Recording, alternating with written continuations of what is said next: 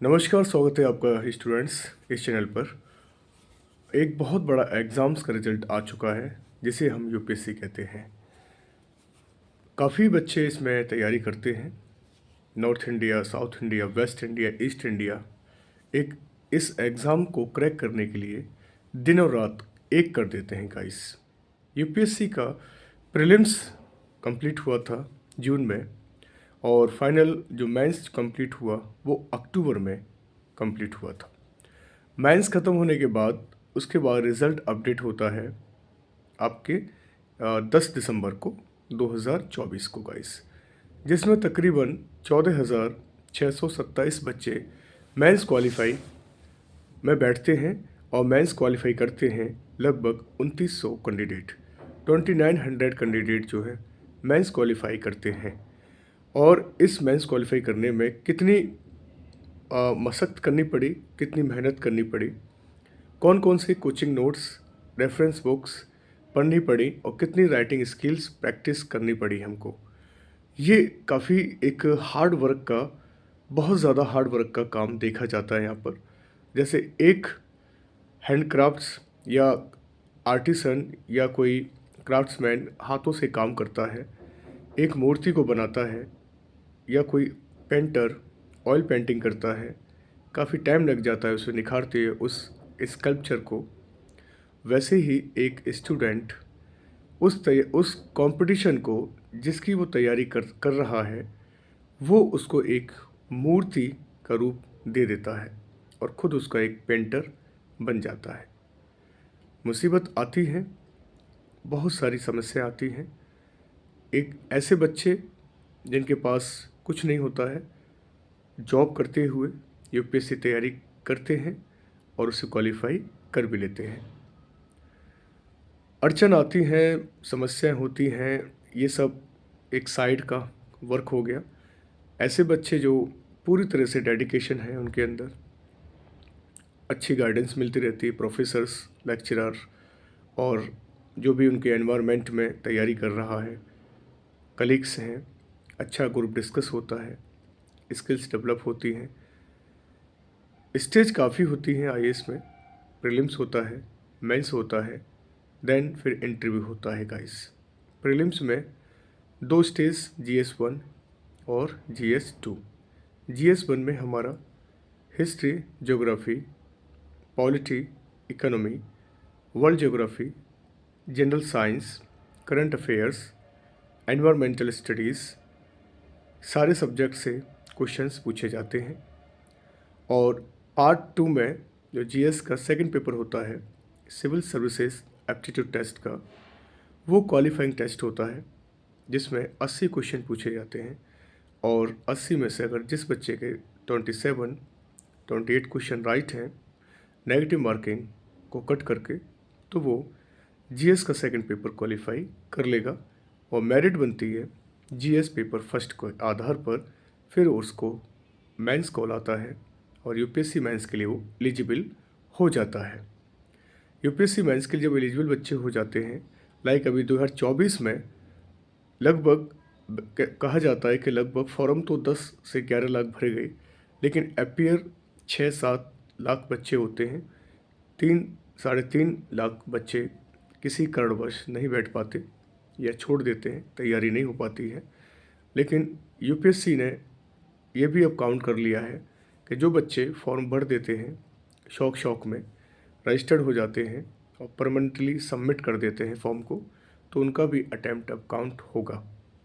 तो यूपीएससी ने ये 1-2 साल से किया है, क्योंकि नंबर ऑफ़ फॉर्म्स हंस के लोग भरते थे, मजाक समझ रखा था बच्चों ने कि यूपीएससी एक का फॉर्म भर देते हैं, गली गली में शोर है, यूपीएससी का ज़ोर है। इस तरह से बच्चे अपने आप को अपडेट करते थे और एक नेम के तहत जीना शुरू करते थे। मानते हैं कि अच्छी बात है, कॉन्फिडेंस बिल्ड होता है, बट उसके अकॉर्डिंग हमको पढ़ाई भी करनी पड़ती है। बिना स्टडी के आप यूपीएससी क्या एक चपरासी का एग्ज़ाम भी पास नहीं कर पाएंगे। इसलिए यूपीएससी ने ये डिसाइड किया था। लगभग लाखों स्टूडेंट बैठे, 6 से 7 लाख, उसमें से मेंस के लिए 14,500 बच्चों ने क्वालिफाई किया और कल ही मेंस का रिज़ल्ट घोषित कर दिया यूपीएससी ने, जिसमें लगभग 2900 बच्चों ने क्वालिफाई किया है। मतलब 28,800 के समथिंग स्टूडेंट्स हैं जिन्होंने इंटरव्यू के लिए क्वालिफाई किया है, और उनमें से 1/3 ये सेलेक्ट करेंगे। लगभग 1060 के समथिंग वैकेंसी हैं यूपीएससी में, 1060 वैकेंसी यूपीएससी में है। तो अच्छी वैकेंसी है, क्योंकि लगभग 3 से 4 साल 800, 900 और 1000 के समथिंग वैकेंसी हर साल यूपीएससी निकालता है, और बच्चे अपने अकॉर्डिंग प्रिपरेशन करके अपीयर होते हैं हर साल गाइस। तो इस तरह का ये प्रोविज़न होता है यूपीएससी का, और ये प्रोसेस है पूरा प्रॉपर चैनल के थ्रू यूपीएससी तैयारी करते हैं बच्चे। Prelims, mains, interview. मेंस भी लगभग इनका 9 डेज तक चला था, 20 सितंबर से 29 सितंबर तक इनका मेंस चलता है, और 29 सितंबर के बाद फिर अक्टूबर में, नवंबर में पूरा प्रोसीडिंग होती है। मेंस कॉपी चेक की जाती है बड़े बड़े एक्सपर्ट के द्वारा। कोई कॉपी का मतलब जैसे बोर्ड एग्ज़ाम्स में एक कॉपी एक टीचर चेक करता है, ऐसा नहीं होता यहाँ पर। एक कॉपी, अगर एक कैंडिडेट की कॉपी है तो उसको एक्सपर्ट, सब्जेक्ट एक्सपर्ट ही चेक करता है। सपोज दैट आपके आंसर शीट में आपने 7 सब्जेक्ट के क्वेश्चन फिल किए, आंसर फिल किए, है ना। 7 सब्जेक्ट हैं, 7 क्वेश्चन हैं, तो 7 क्वेश्चन हैं तो 7 क्वेश्चन अलग अलग होंगे। 7 टीचर्स ही उसे चेक करेंगे। इस तरह से एक्सपर्टाइज होते हैं सब्जेक्ट टीचर्स, वो जो हैं उस पर फोकस करेंगे, और उसी के अंडर वो जो है प्रोसीडिंग चलेगी, और मार्क्स आपको दिए जाते हैं। बहुत सीक्रेट होता है, कॉन्फिडेंशियल एक रूम होता है, वहाँ पर रिकॉर्ड रखा जाता है, और फिर फाइनली लिस्ट तैयार की जाती है। मतलब देखा जाए एक्सपर्ट के अकॉर्डिंग प्रीलिम्स और मेंस में बच्चों का पूरा स्कोप, पूरी नॉलेज, पूरी जो उनकी अंडरस्टैंडिंग है, उनका जो पूरा एक निचोड़ है दिमाग का, वो आईएएस मेंस में और आईएएस प्रीलिम्स में देख लिया जाता है। फाइनली जब इंटरव्यू आता है, और इंटरव्यू में उनका बस एक स्किल्स, कम्युनिकेशंस और साइकोलॉजिकल टेस्ट वगैरह है, लॉजिकल, एनालॉजिकल, सारी चीज़ें वहाँ पर देखी जाती हैं, और उसी के अकॉर्डिंग उनसे क्वेश्चन पुटअप होते हैं। किसी भी सब्जेक्ट के क्वेश्चंस ज़्यादा वहाँ पर नहीं पूछे जाते। एक सामान्य सा इंट्रोडक्शन आपसे पूछेंगे, देन फिर आप जिस शहर से बिलोंग करते हैं उस शहर की खूबियाँ आपसे डिस्कस करेंगे। करंट में जो टॉपिक चल रहे हैं, लाइक जैसे अभी सीरिया का तख्ता पलट हुआ, बांग्लादेश का हुआ, डोनाल्ड ट्रंप की वजह से मार्केट, इंटरनेशनल मार्केट क्रैश हुआ, क्यों हुआ, कैसे हुआ, इन सब पर वो बातें करते हैं। इसलिए इंटरनेशनल जो टॉक होती हैं, इंटरनेशनल जो मैटर्स हैं, एक्सटर्नल अफेयर्स मैटर्स हैं, उन पर जो बच्चे हैं तैयारी करके जाते हैं, और स्पेशली इंटरव्यू की जो है क्लास भी लगती हैं। बड़े से बड़े एक्सपर्ट जो 3-3, 4-4, 5 बार इंटरव्यू दे चुके हैं, वो भी बेचारे इस लाइन में लगे हुए हैं, और स्पेशल क्लास भी मतलब लेने जाते हैं, दिल्ली में ज्वाइन करते हैं ग्रुप, और वहाँ पर वो प्रैक्टिस करते हैं, क्योंकि रिस्क है। अभी बहुत सारे बच्चे को क्वालिफाई हुआ है, और ऐसा नहीं कि भाई हम तो दमदार है, हमारा कम्युनिकेशन बेस्ट है और हमको सब कुछ आता है और हम अच्छा बोल पाएंगे तभी जब आपके जो इंटरनेशनल इश्यूज़ हैं, जो आपकी स्टैटिक जीके है, वो वहाँ पे थोड़ी बहुत काम करे। ठीक है, कम्युनिकेशन वही काम करता है जहाँ आपका टॉपिक क्लियर है, कंटेंट क्लियर है, आसपास का जो एनवायरनमेंट है चल रहा है वो आपका क्लियर है, अदरवाइज़ क्वालिफाई नहीं कर पाएंगे। कई ऐसे हमारे जानकार में हैं जो 3-3 बार इंटरव्यू दे चुके हैं, बट फाइनली सिलेक्शन नहीं हो पाया। कोई कमी तो है नहीं नॉलेज में, प्री मेंस अच्छा क्वालिफाई किया, बट फाइनल सिलेक्शन नहीं हो पाया। इसलिए कोई कैंडिडेट अगर फिर भी 4th या 5th अटैम्प्ट में वहाँ तक पहुँच रहा है इंटरव्यू तक, तो वो किसी भी टाइप का रिस्क नहीं लेना चाहता, और वो उसकी कोचिंग एक्सपर्ट के अंडर में ज्वाइन करता है। देन उनका 8-8 घंटे तक इंटरव्यू होता है, डिस्कस होता है, ग्रुप डिस्कस होता है, टॉपिक पे डिस्कस होता है। समझिए कि एक तरह से टॉक शो चल रहा है।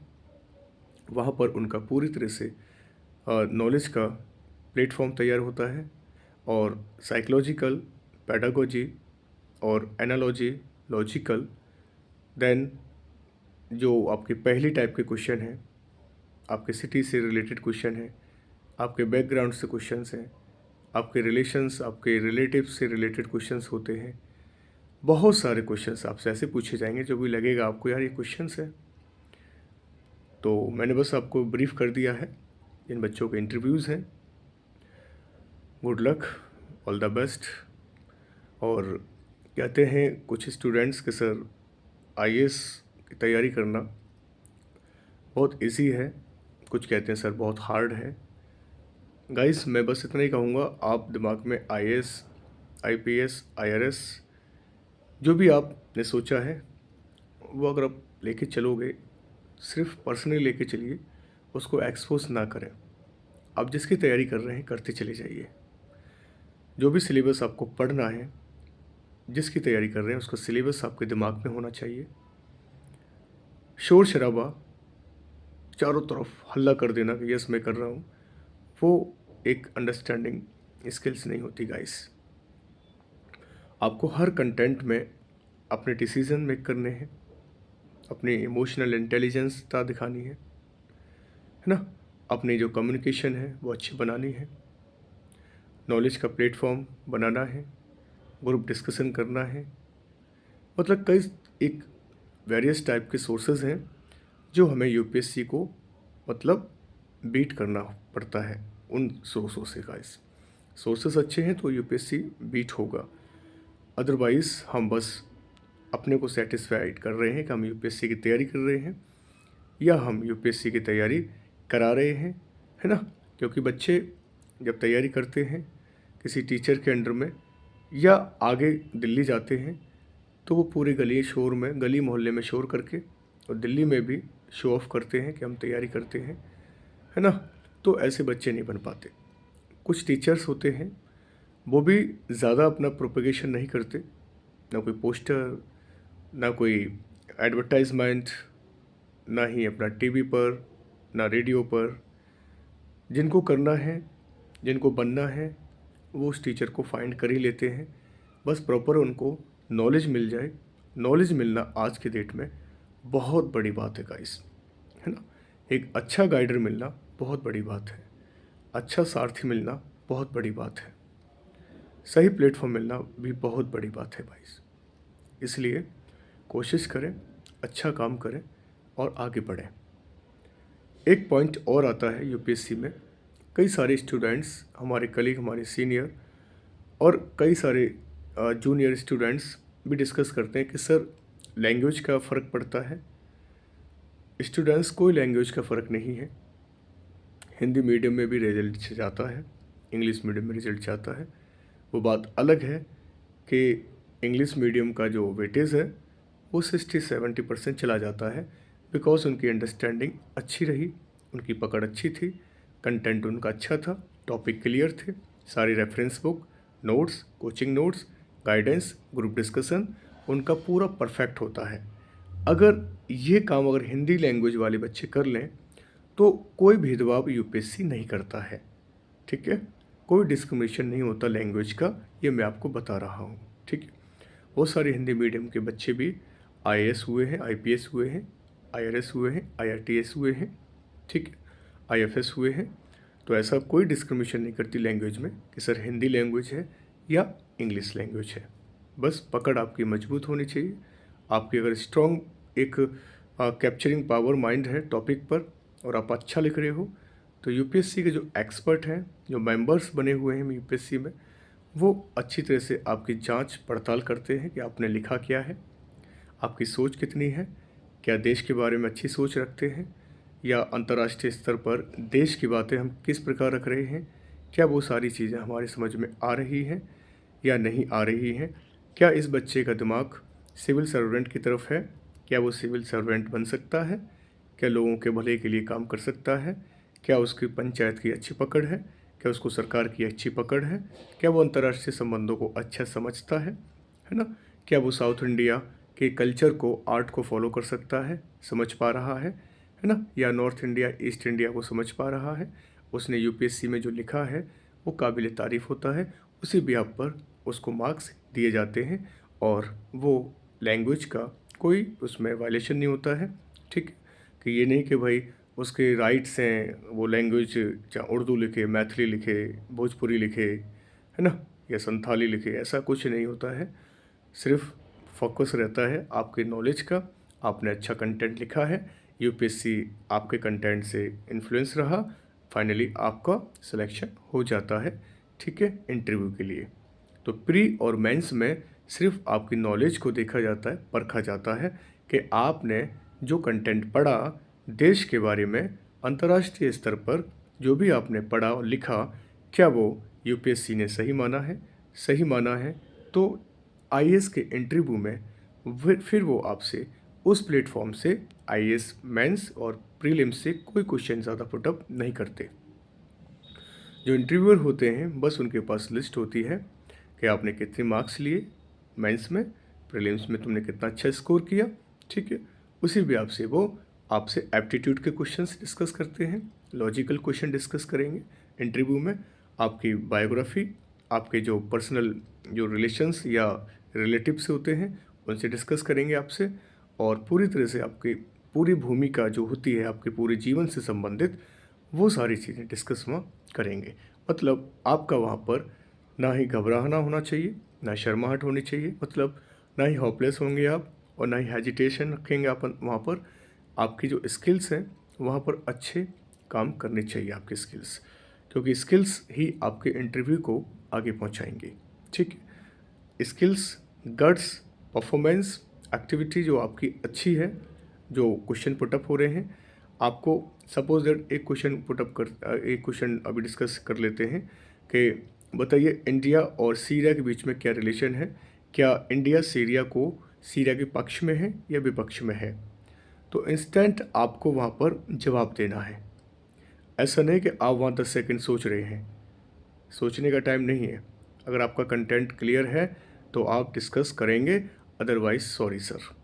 वहाँ हीरोपंती दिखाने की ज़रूरत नहीं है। उल्टा सीधा आपने बोला तो वो फिर आपके अगेंस्ट जाएगा, याद रखना। ठीक है, तो हम कोई भी टॉपिक पर अगर बोलना चाहते हैं तो इंस्टेंट हमें आंसर देना पड़ेगा। ओवर टॉक या वहाँ पर न्यूट्रल रहना एक हमारे लिए गलत साबित होगा। हमारी जो बॉडी लैंग्वेज है, हमारी पर्सनैलिटी जो डेवलपमेंट है, उस पर एक धब्बा लगेगा। ठीक है, इसलिए अपनी जो पर्सनैलिटी डेवलपमेंट जो आपने रेडी किया है, बॉडी लैंग्वेज रेडी की है, अपना जो एक्सप्रेशन रेडी किया है, उसको उसके इंटरव्यू के अकॉर्डिंग ही क्वेश्चन का जवाब तलब करें, ये बेस्ट रहेगा आपके लिए। ठीक है, कोई भी क्वेश्चन पुटअप होता है आप इंस्टेंट जवाब दीजिए, नहीं होता है तो आप किसी भी तरह से ड्राफ्टिंग कर सकते हैं।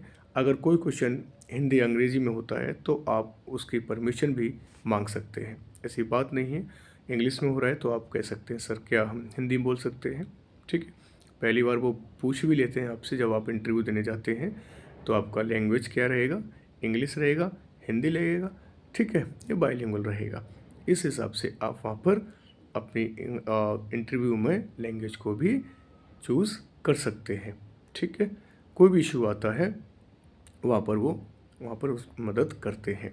कंटेंट बस आपका रेडी होना चाहिए, इतना वहाँ पर लिखना कुछ नहीं है। बस आपकी पिक्चर परसेप्शन टेस्ट देखते हैं, आपका आईक्यू लेवल चेक करते हैं, आपकी अंडरस्टैंडिंग चेक करेंगे, आपकी स्किल्स चेक करेंगे, और आपकी जो पूरी जो अवेयरनेस है कि आप कितना अवेयर हो हमारे इंटरव्यूअर से, और कितने इन्फ्लुएंस हैं आप अपने देश से, क्या देशभक्ति है आपके अंदर, या अंतर्राष्ट्रीय लेवल पर अपने देश को उठाने के क्या क्या प्रयास आप करेंगे।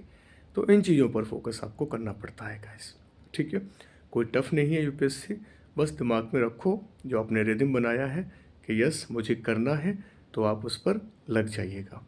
ठीक है, अच्छी है, अच्छी जॉब है, देश का सबसे बड़ा जॉब है यूपीएससी। और एक जब आपका सिलेक्शन हो जाता है तो आप एज ए एसडीएम ट्रेनिंग पर आप लगते हैं। अगर आप आईएएस सेलेक्ट होते हैं, ठीक है, आईपीएस सेलेक्ट होते हैं, तो आप एक एज ए एसएचओ इंचार्ज के रूप में, है ना, एएसपी डीएसपी के रूप में वहाँ तक पहुँचते हुए, ट्रेनिंग लेते हुए, थाने फाने की सारी चीज़ें फाइनली आपको